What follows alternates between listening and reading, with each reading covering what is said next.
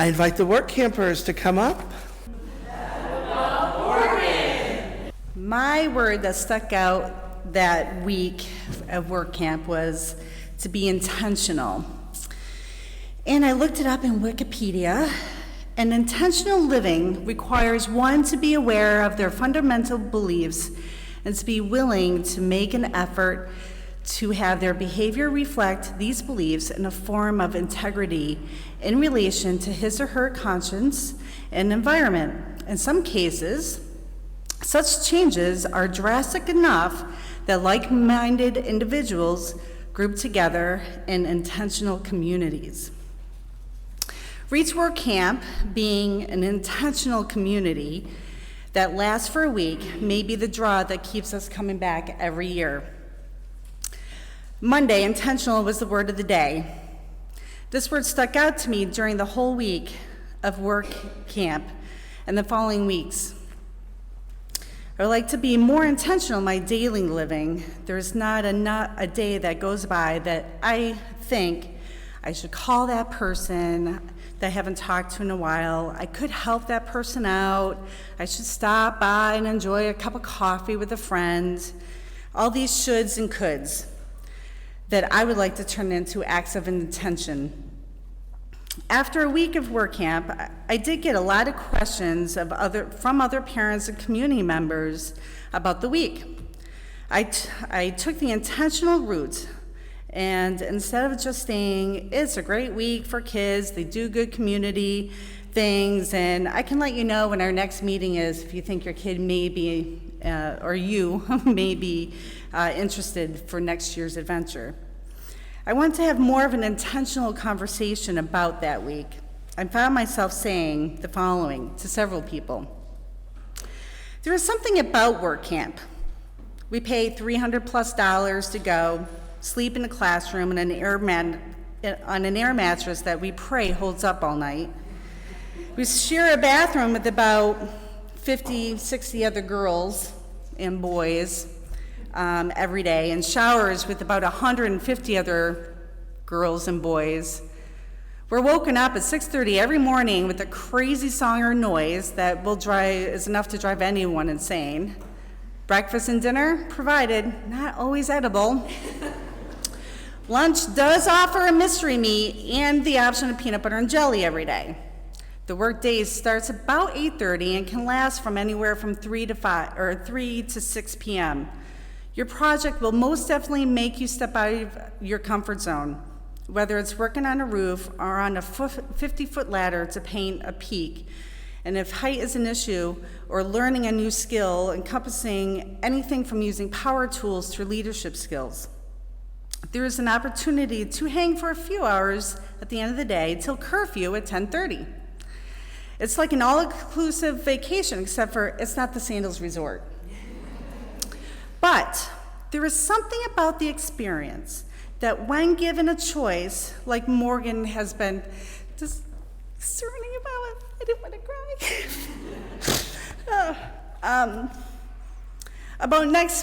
About next summer,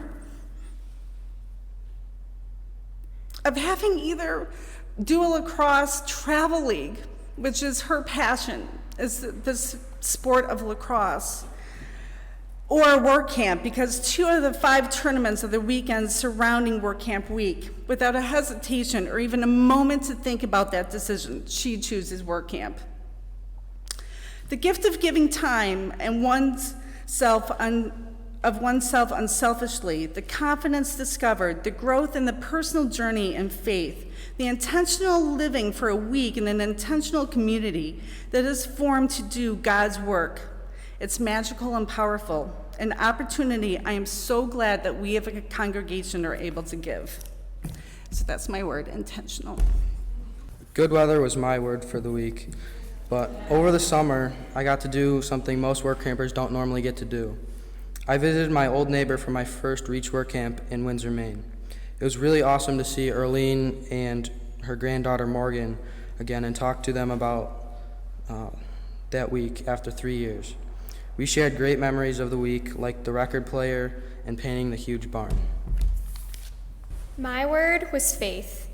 Work camp to me is such an amazing experience. Like, everyone comes together and you're grouped together with these random people from all states, and you're like, how can one be such good friends with all these people at the end of the week? And I was so nervous my first week because I'm like, who's gonna be in my crew? Are they gonna like me? But it doesn't matter though, because you're all there for the same purpose. And once you're doing something positive will come out of that. So many amazing friendships come from this. I'm like best friends with my crew from this year and last year. I'm actually going to their youth group tonight, and I'm so excited. And my word's faith, because before Reach Work Camp, when I prayed, I didn't feel like I was talking to anyone. And I felt like, why am I praying? Who am I talking to, and what does this mean? But now when I pray, I feel like there's someone with me and someone listening to me. And Reach is important to me because it helped me increase my faith and want to come to church. My word was joy, and I'll talk to that in my little story here. But at the end of the week, as Deeza said, the first part of the week was intention on Monday, and then on Saturday it was vision, which means Reach staff stand up and they say, so you've had this great week, you're serving this community, what are you going to do when you go back home? How are you going to make this work at home? So I'm going to speak to that. And also, I want to speak for Joel and Chelsea. They were crew leaders, and they couldn't be here today. Joel's on his way to Maine to do cow stuff, and Chelsea's hosting her brother. So I'll be sharing their words. So here we are. Vision. This past year, I was growing weary, as it was a difficult year for our family as we supported Kathy through her year-long journey of chemo, radiation, and surgeries. I had convinced myself that this would be my last year at camp, and perhaps our work campers would take a year off in 2014. Well, I was wrong about all of that. So my one word was joy. I intended to enjoy every moment of my last year. Our youth group times, my amazing neighbor, Mary, and our challenging project, which was on the PowerPoint, the long steps. So, the conversations were powerful, and I'd like to share a few words from a note I received from my neighbor, Mary, which was the first note I've ever received from a neighbor. So while the world is falling apart, it's a blessing to know people like you. You are a beautiful light shining above the darkness. You are all in my prayers. I've had so many compliments on my house, but more than that, just knowing and talking to all of you and your crew has been such a blessing. I wish you love, faith, hope, and peace. May God's blessings be upon you and your families. Mary. So in addition to this amazing crew, for the first time, our energetic and entertaining son, Joel, which many of you know, and his amazing, courageous daughter, and our amazing, courageous daughter-in-law, Chelsea, joined us as rookie crew leaders. They are unable to be here, like I already said. So I called Joel yesterday, and his word was patience. And he said he never needed it, which, if you know Joel, that's a surprise. He said, quote, "Our crew and our youth group has renewed my faith in the younger generation." Now, mind you, he's only 27. Apparently, there's a large gap between like 7 and 8 years or something. Short generation. Their positive attitudes, their respect, openness to learn and let me coach them through projects made my week so refreshing and positive. I enjoyed leading the project and the new friendships. I have a greater respect for all the work and organization behind the scenes to make the work camp so successful. Chelsea was a rookie, never been to camp, never was a work camper, and had no idea what she said yes to. She chose positivity. Her most memorable moment was when she arrived at her neighbor's home to find water damage from the previous night's storm because the shingles had been removed, but the roof was not tarped. Quote, "It took every ounce of positivity to stay calm and to problem solve. The ceiling had fallen in many places, and we had to repair the tiles and repaint.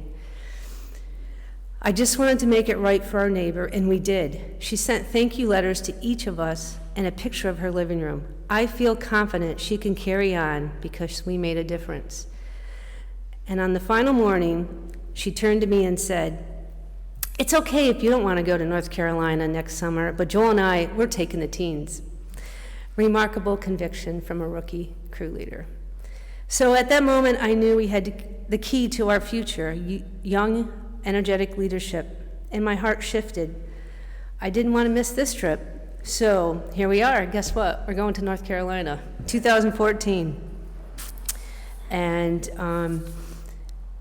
I do believe that before we start with our initiative, we have a little presentation for Pastor Debbie.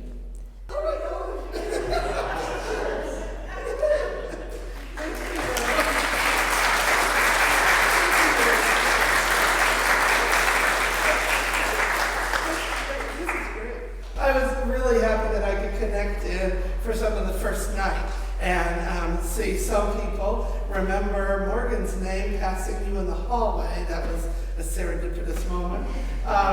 And just get a sense of what that was all about. So I'm excited. I know my son will want to participate in some year, whether it's this year or not, we simply don't know. But I will be well prepared.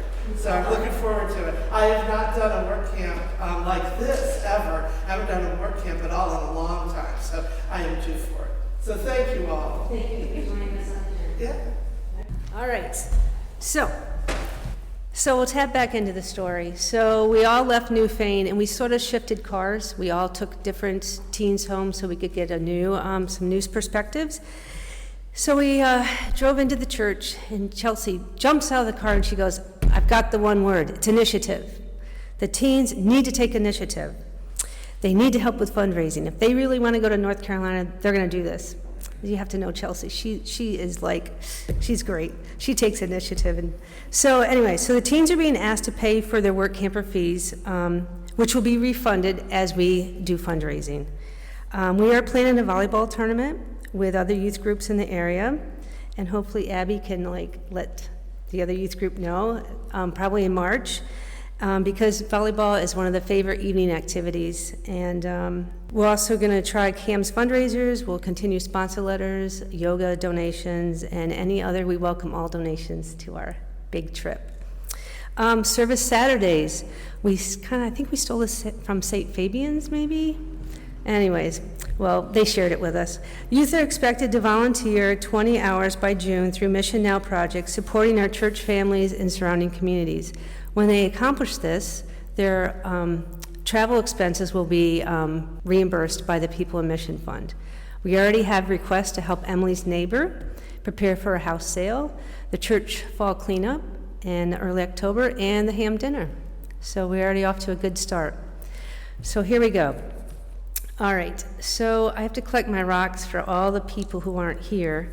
And also, people in the congregation received a rock with a work camper name and their one-word prayer. So after I start, Scott will come around, and if you would please just kind of raise your hand, and he'll give you the mic so you can say the camper's name and their one-word prayer.